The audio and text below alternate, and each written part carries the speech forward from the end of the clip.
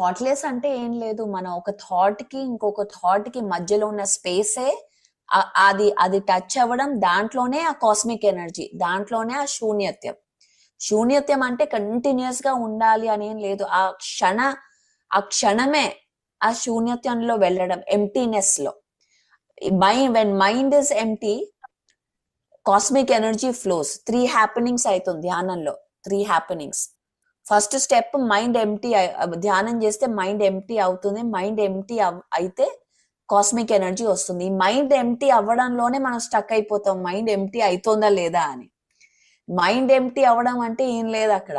ఒక థాట్ కి ఇంకో థాట్ కి మధ్యలో ఉన్న స్పేస్ పెరుగుతూ వస్తుంది అనమాట ధ్యానంలో. సో ఇవాళ 100 థాట్స్ వస్తే రేపు 99 థాట్స్ వస్తాయి అదే సమయంలో. సో ఈ స్పేస్ పెరగడం కొద్దీ ఆ ఎనర్జీని మనం తీసుకునే అవకాశం పెరుగుతూ ఉంటుంది. So practice practice practice practice practice everyday మనం ఈ ప్రాక్టీస్ చేయడంతో